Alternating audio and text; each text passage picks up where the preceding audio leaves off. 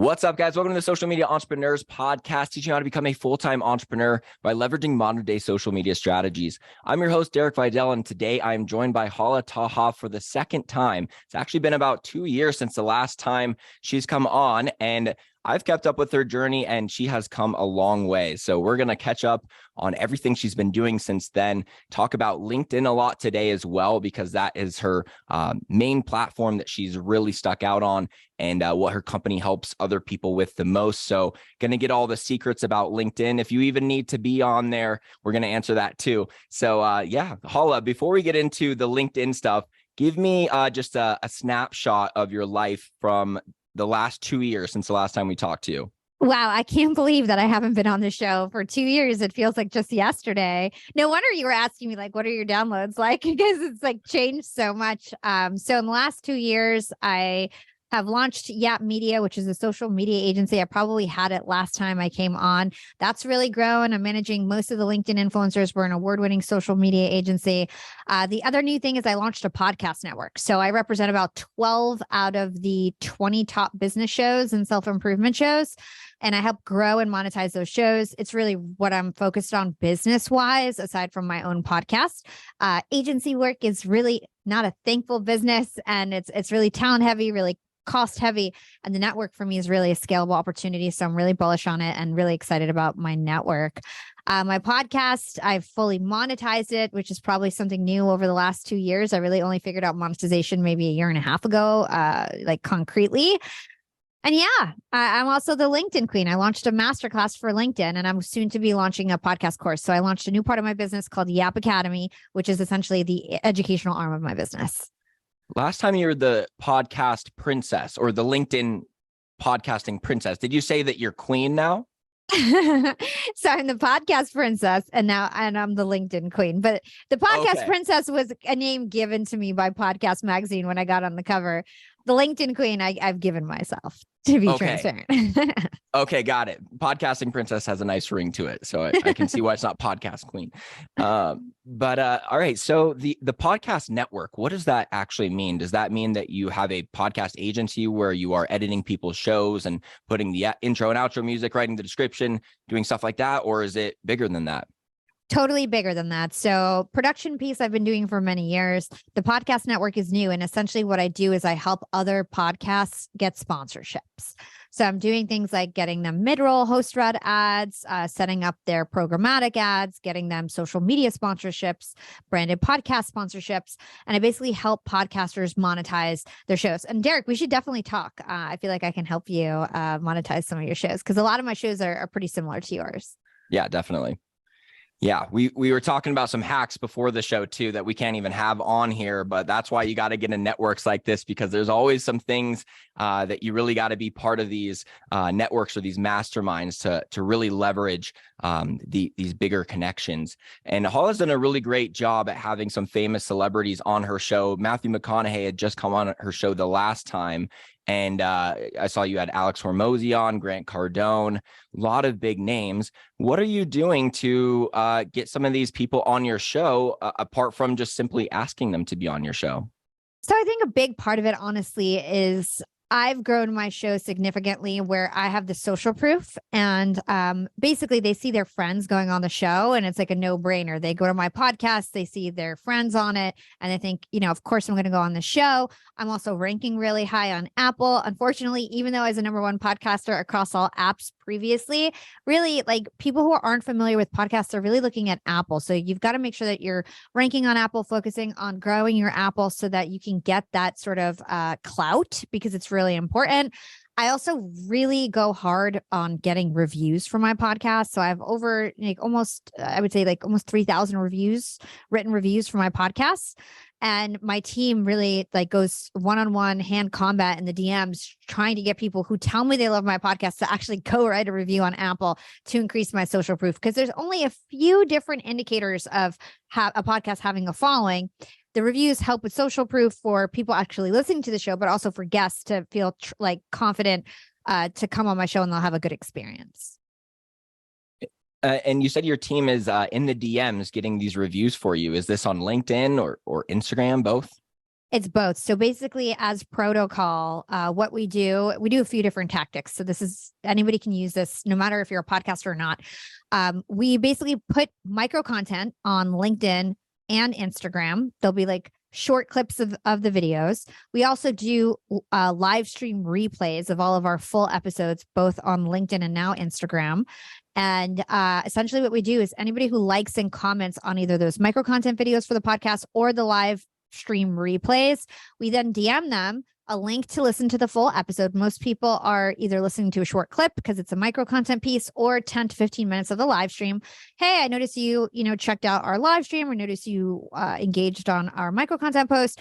I would love to give you the link to the full episode. If you want to subscribe, here's the link. We've interviewed X, Y, and Z. We talk about X, Y, and Z, and basically get them to convert from social media listener to podcast listener, which is like the first point of friction. And then we ask them, let me know how you liked it, right? So we ask them a question to get them to respond, to give us their feedback. A lot of people respond back, oh my God, I listened. I never listened to a podcast before. I'm so happy I subscribed. I thought this was so insightful. And then we say, hey, can you copy and paste this as an Apple Podcast review? Or do you mind taking a few minutes? Here's our Rate This Podcast link. I'd love for you to drop us a review.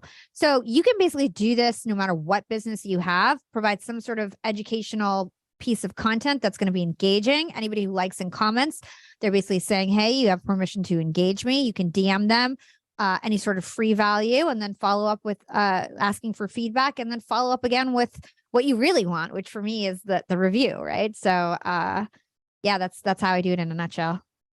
So it's kind of compounded on itself. Once you got some big names on, it became easier to get other big names on, get more reviews. That begots more reviews, more people coming on the show. So yeah, I mean, who doesn't want to be on your show now with the kind of downloads you're seeing and the ranking that you have?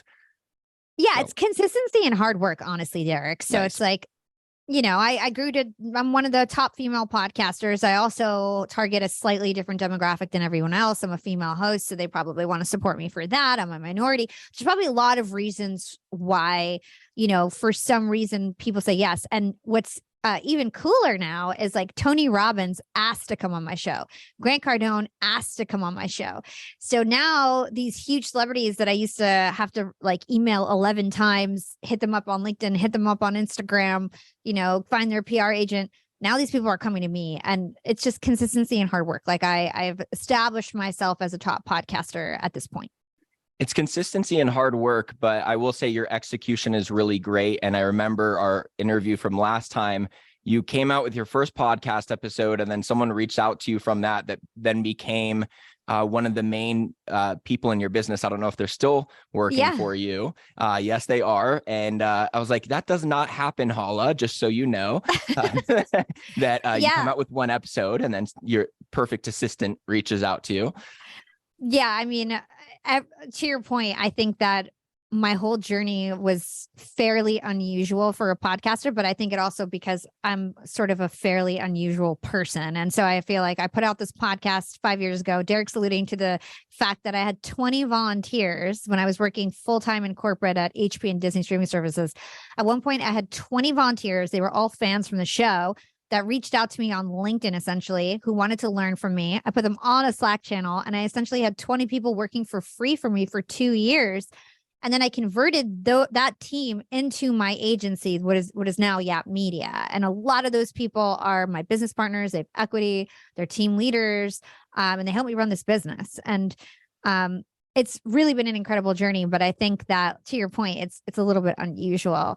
And I had a bit of a head start. I mean, a lot of people started in this industry 2 years ago, and I started 5 years ago. Now, I didn't get a head start like Lewis Hauser, Jordan Harbinger, who started 12 years ago. That's why they're killing it so bad, because they had such a head start. But I also entered slightly earlier than everybody else. Yeah, getting a start any more than 3 or 4 years ago in the podcasting space would give you a significant advantage than starting right now. Absolutely. How much of your team do you work with face to face? How much of your team is just in the United States, and how much is outside of it?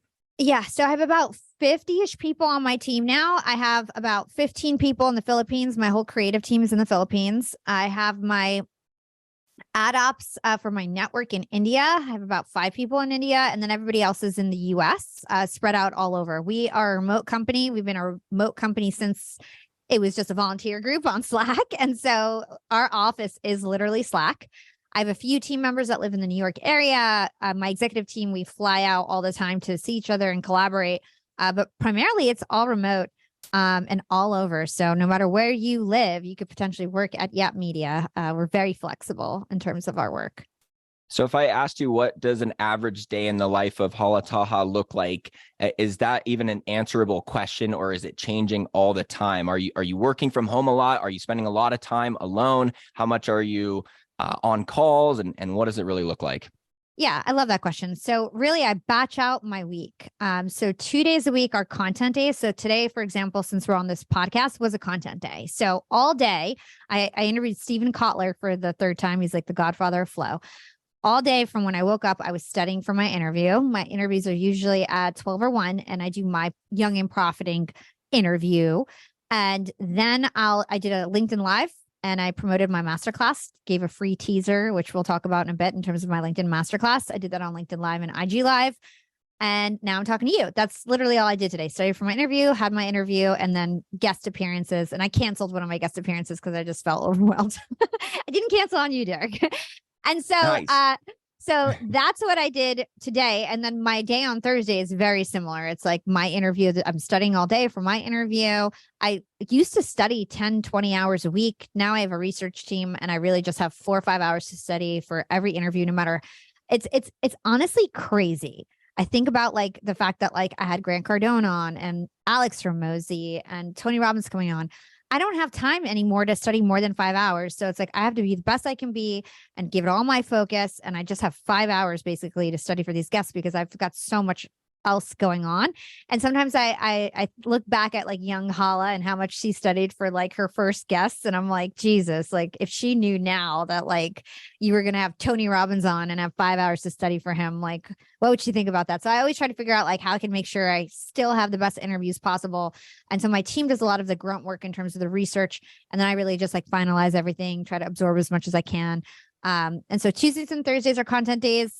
And the other days I'm CEO. So I'm really focused on my podcast network. I'm taking sponsorship calls with different brands.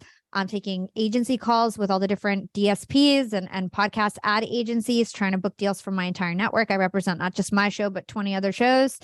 I'm taking client discovery calls for my social media agency. I'm still the primary seller of everything. Almost everything that we sell at Yap Media starts with me. And then it kind of gets handed off to my team. And like answering emails, stuff like that. So 3 days out of the week, I'm CEO, just doing client calls and pitching and sales and proposals. And then 2 days a week, content hat on, photo shoots, interviews, lives, all that kind of stuff. Okay. So no sleeping. You have a feeding tube in you at all times. No, you know what? Now, more than ever, I feel like I like enjoy life. So like I go out all the time. I have so many friends. I hang out with my boyfriend. I work out almost every day. So it's like I used to literally work until 1 a.m. every night. Now, like tonight, to be transparent, I have a ton of recording too. I'm backed up. I'm going to be working till 1 a.m. recording and getting all my podcast stuff done. But I'm like going to St. Kitts on Friday and taking Friday and Monday off and going to St. Kitts for Valentine's Day with my boyfriend and living life, so to speak. Nice. Yeah. All right, sweet. That's good to hear. When you get all the benefits from the business, then you got to cash in at some point and let it translate into your lifestyle. So let's go over to LinkedIn. I am not the biggest on LinkedIn. Every once in a while, I'll interview someone who's got a LinkedIn following and I'll do a post about it on there, but it's not a big part of my strategy. What is really the key to LinkedIn nowadays? Is it just posting and messaging like it's been before, or like the main two things, or where has it evolved to? Yeah. So first of all, I want to say that there's a huge opportunity on LinkedIn. So LinkedIn, out of all social media platforms, still has organic reach and has a really great population that's hanging out on LinkedIn. The people that are on LinkedIn are rich. They have jobs. They are used to getting sold to on LinkedIn. They're ready to buy. They're intelligent. They want to have conversations. They value community. They value self-improvement. Like there's a really good population of people on LinkedIn. And the opportunity is that the algorithm still promotes organic reach. And I can go over the algorithm in detail with you guys. And the second major thing is that only 5 to 6% of people on LinkedIn are actually content creators. So think about Instagram. everybody who has an Instagram typically will upload pictures, be a part of the conversation, be a part of the competition. On LinkedIn, only 6% of the people who are on there consuming content actually post original content. So there's so much room to be like the number one in your niche. So I became the number one podcaster on LinkedIn and leveraged that to grow my podcast, to grow my business, to grow my masterclass. And my whole career is based on my LinkedIn journey and what I was able to leverage growing that. And so that's the real opportunity I see on LinkedIn. Not a lot of content creators. LinkedIn is prioritizing content creators, and there's still lots of organic reach with the algorithm. Okay. Yeah, definitely still a lot of organic reach over there. And I think a lot of people just want to use their Instagram content over there or wherever else they mostly create content. Just how can I repurpose it over there? How clean is that strategy, and what changes would they need to make in order to do something like that? Such a great question, because everybody makes this mistake. They think that, you know what, I'm going to start with Instagram and just trickle out the content across everything. Then I just do it once and done. It doesn't work that way, because every algorithm is different. LinkedIn is a social media platform, just like any other social media platform, and they have its own algorithm, and they're prioritizing certain features, and their community likes certain things. And so one example is that like videos perform really bad on LinkedIn. So 3 years ago, videos did great, and it was a feature that LinkedIn was prioritizing. LinkedIn no longer wants to compete with IG Reels, no longer wants to compete with TikTok. They're not in that game. They want to promote real conversations, value. They're trying to promote the LinkedIn editorial agenda, which is hiring, recruitment, graduation, promotions, positivity, optimism, entrepreneurship. That's the things that LinkedIn cares about in terms of what they're going to pour the gasoline on in terms of content, getting visibility and reach. And so just right away, if you're focused on IG Reels on Instagram, which is like the number one way to get any sort of organic reach on Instagram, the only way right now is IG Reels. Essentially, you try to take IG Reels and put it on LinkedIn, it's almost never going to work, because LinkedIn is deprioritizing videos. The number one post type that you want to use on LinkedIn is a large vertical image and a short caption or a story in your caption, or no caption at all. It's really large graphics that are stopping the scroll on LinkedIn, and typically they're photographs. So lifestyle photographs with a short caption or a story, or a motivational quote that is stopping the scroll, bright, bold. That's the type of stuff that is going well on LinkedIn, whereas stuff that's on Instagram, IG Reels just won't translate on that platform. What's the max size image you can do on LinkedIn? So it's a 4:5 aspect ratio. So if you just pop that in Canva or whatever, a 4:5 aspect ratio is going to take the largest amount of vertical real estate on a mobile phone. And people who are on LinkedIn, they're scrolling through about 9 different posts at a time. And you want to make sure that you are stopping the scroll so people look at your content. That's why graphic is really important. People are spending dwell time on your content. That's going to boost it in the algorithm the more time they spend on the post. And then also people are clicking to read more, taking viral actions like likes, comments, shares. That's how you're going to grow on LinkedIn. And so stopping the scroll is really important. And like I said, understanding the features that work and don't work on LinkedIn. I'll give you one more example. Like people are obsessed with LinkedIn newsletters. Like I have a lot of clients that like LinkedIn newsletters were hot 3 years ago, and they're just stuck on it. Oh, I want my newsletter to grow. It's like LinkedIn is not promoting newsletters. In fact, LinkedIn deprioritizes newsletters because they know newsletters, people read them and get off the platform because they get bored. And LinkedIn wants to keep users engaged and entertained on the platform. And they're only going to promote content that they feel, or they have the data that backs up that it's actually keeping users on the platform. And what about hashtags and other little posting strategies like that? Are there any other little settings that you want to adjust in your posts? And tell me about hashtags too. Of course. These are great questions, Derek. So the LinkedIn algorithm is really spread into 4 different steps. And so this is validated from engineering documentation. This is validated from me running most of the LinkedIn influencer accounts. And the first phase of the algorithm is spam filters. And LinkedIn essentially is putting your post, it's like, machines that are basically analyzing your post into 3 buckets: spam, low quality, high quality. So spam is going to be is basically obvious things: profanity, nudity, cursing, doing things like tagging celebrities that would never respond, tagging more than 20 people, using more than 5 hashtags. So hashtags on LinkedIn are very different. On Instagram, you want to use 10 to 20 hashtags. On LinkedIn, you really want to only focus on 3.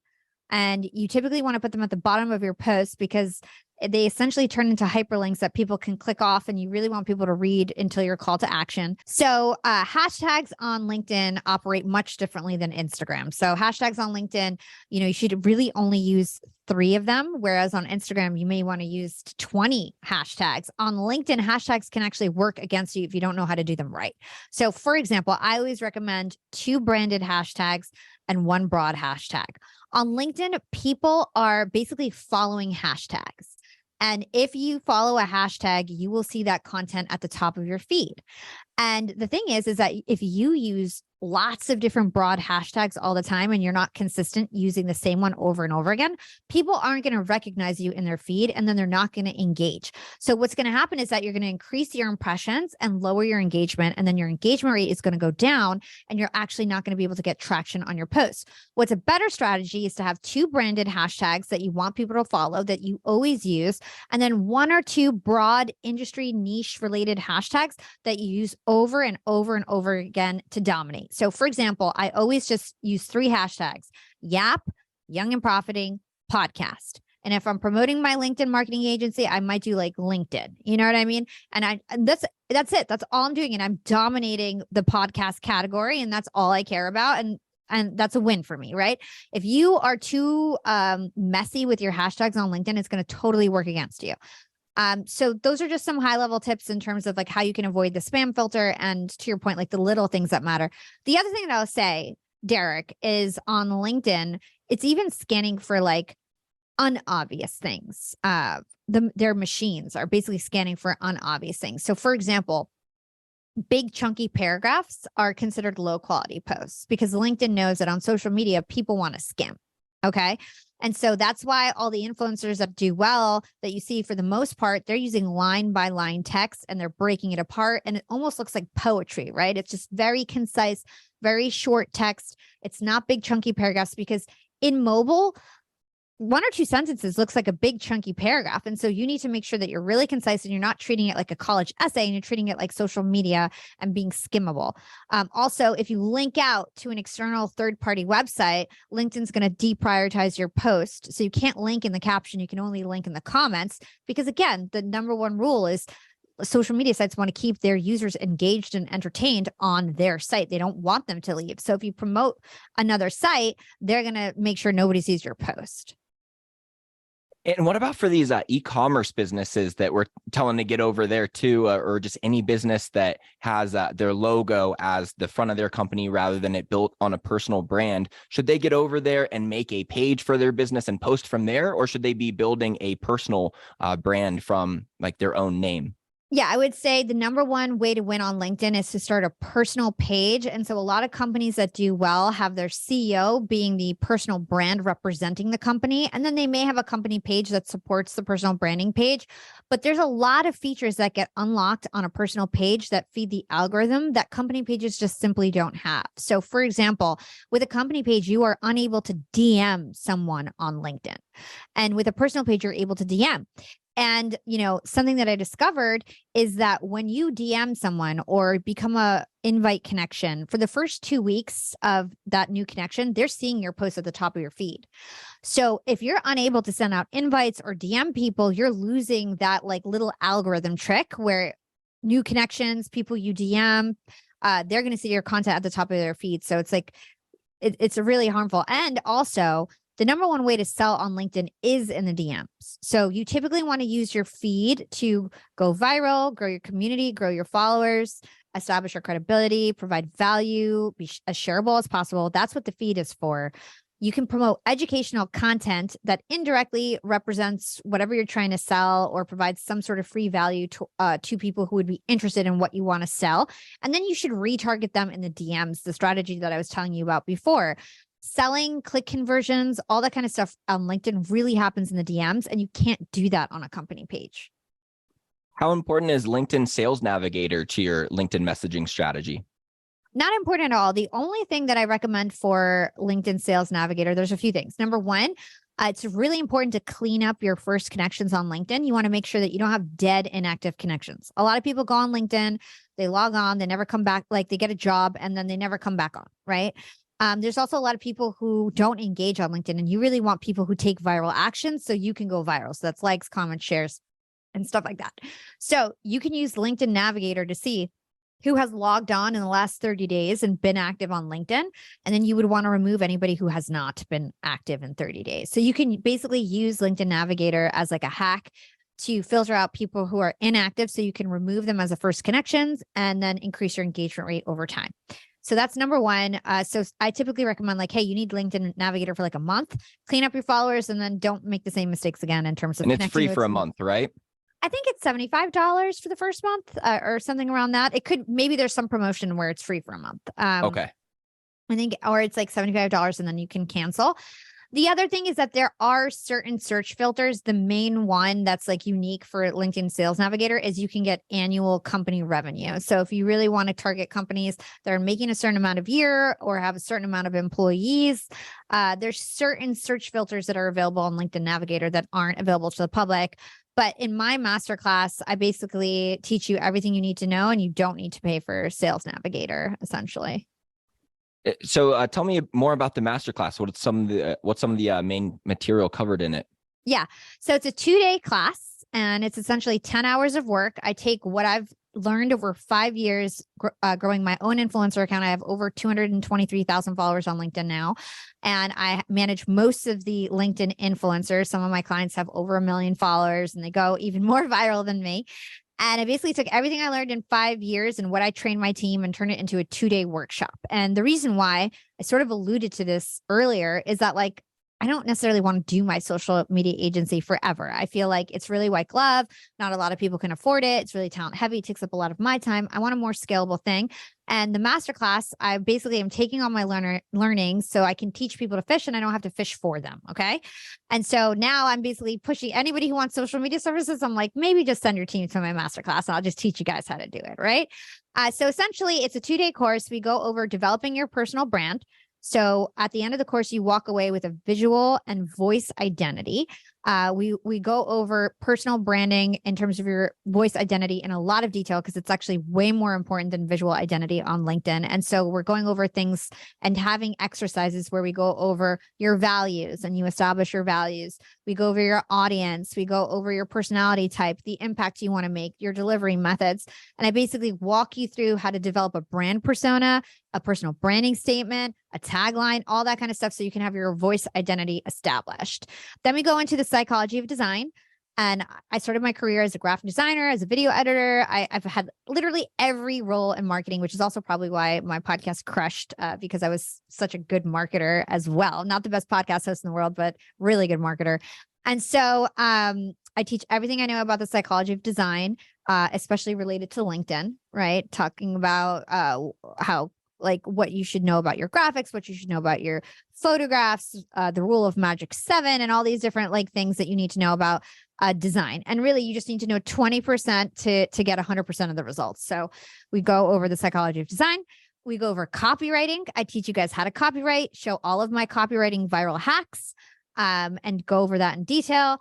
We go over the LinkedIn algorithm, all the 4 steps in a lot of detail, engagement hacks, and then sales strategy and language for closing sales on LinkedIn. So it's really an all-encompassing course. You can walk away having 0 followers on LinkedIn and then walk out knowing 99.9% more than anybody else about the platform. And then I have a mastermind that is available to everyone. So basically you take the 2-day course, you join the mastermind. We have twice monthly office hours and everybody's in a WhatsApp group. And essentially I have a pod and now almost 100 people are in it and everyone is engaging and supporting everyone's posts and providing feedback. And we're growing a really, really amazing community. So, basically give you the playbook on LinkedIn. And I am confident when I say I have the #1 LinkedIn class right now. There's nobody else that even goes close to the value that I bring with this class and the information you'll get and the results. I'm literally creating influencers. I already have like probably 20 students that are like going viral and becoming like influencers on LinkedIn already because they've just applied what I taught them. This sounds great and all, but there's one problem, and that is that my audience doesn't pay full price for stuff, Hala. So what can we do for them? Okay, I'm going to create a special code called Derek. And I'm going to give everybody 40% off. I originally said 30% off or 35% off to you offline, but I'm going to go ahead and do 40. That is by far the highest discount that we give out. And that's the discount that we give our cohort members who took the class to give to their friends. So I'm going to do Derek for 40% off. The next class is February 22nd and the 23rd, but then we do it every month. So I'll probably keep that active for 2 months just in case you're listening to this in a few weeks. Okay, deal. So yeah, you heard her, guys. You just have to review my podcast and then use code Derek, and then you can get the 40% off. So yeah, that's going to be great. LinkedIn Masterclass. That's really how to get into it, because I mean, we went over as many things as we can in just a short podcast interview. But if you really want to take it seriously, this is how you're going to see all the examples and get the hands-on help you need to really create your personal brand, because that's what you're really trying to do on LinkedIn. Like she said, you can't really just post from your company. You're really trying to grow your personal brand. And just as she's been able to leverage the unique things about her personality, that's what you really have to be able to do as well. So go check it out. There's a lot of organic reach over there, unlike on Instagram, apart from the Reels game. I agree. I mean, if you're an entrepreneur, if you're a freelancer, the game is on. If you're a coach, like the game is on LinkedIn. And if you're on Instagram, you are just competing with too much, and there's too much noise. It's really hard to grow. There's so much opportunity left on LinkedIn. The one thing we didn't mention is the website. So it's yapmedia.io/course. And again, you can use code Derek for 40% off. If you go to that website, you're going to see tons of testimonials. Like maybe 30 video testimonials, written testimonials of all the people who have taken the class and found immense value from it. You got the .io going, huh? You know what? Yapmedia.com was taken and I was so upset, and it wasn't even available for sale. So it's yapmedia.io/course. So you've had the .io for 5 years now? Well, I have youngandprofiting.com, and then Yap Media Got it. was somehow taken. Yeah. Okay, nice. Well, thanks so much for coming on today, Hala. This has been really great. Yeah, Derek, always a pleasure. Always happy to come on whenever you ask me. Thanks for doing such a great job.